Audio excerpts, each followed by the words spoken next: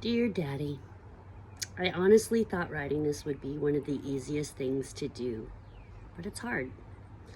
Gone are the days when we put a pen to paper and openly pour out our feelings. Now, I know that's sad, but you always told me that honesty was the best policy, along with a host of other David Ashby-isms. To try and put on paper what you mean to me feels very overwhelming, so this may be a little choppy, but, that's me. I love that we still hold hands when we have the opportunity. Thank you for holding my hand. I love that you love it when I call you Daddy. Thank you for being my daddy. I love that you still sing to me on my birthday and sometimes just randomly for fun. Thank you for singing to me. I love the way you look at me on Sunday mornings when I sing. There you are on the front row, beaming at me from ear to ear. Thank you for sharing your smile. One of the sweetest things I've ever heard is the sound of your voice telling me, I'm proud of you, baby. Those words hold a lot of weight coming from you.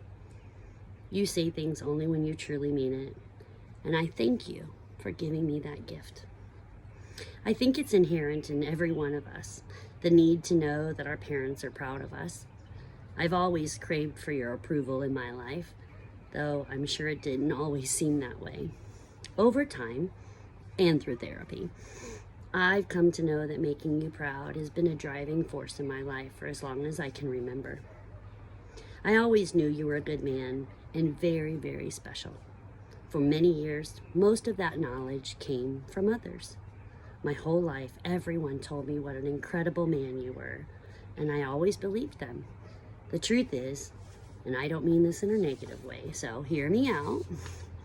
The truth is, I relied heavily on what others thought of you because you spent a lot of time away from home.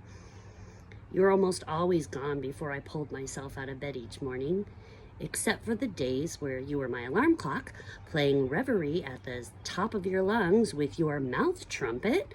You played with such passion as if you'd been up for hours, because you had. Then you would scurry out the door, no doubt to make rounds at the hospital, visit a shut-in, meet someone for coffee that needed your help, counseling appointments. The reasons were numbers. You would often rush in the door just as dinner would hit the table. As soon as the plates were cleared, we would all scurry off to our rooms, work on homework, or head out to one of the many activities the boys and I participated in. Our lives were pretty hectic. On a side note, if you've never seen my dad's extremely color-coded calendar, it's quite a sight to see. Packed from the crack of dawn to late evening, he meticulously notes every person he needs to check in on, appointments that need to be scheduled or are scheduled, weddings, funerals, surgeries, sickness, pain, suffering, you name it. He's there for so many. The truth is, I've thought numerous times about the amount of time I have sacrificed with you, Dad, because of what you've chosen for your life. But that isn't quite accurate. See, I know you didn't choose it. God chose you. I've often described this as the family business, and I stand by that. See, when your family's in the ministry, it is a family business.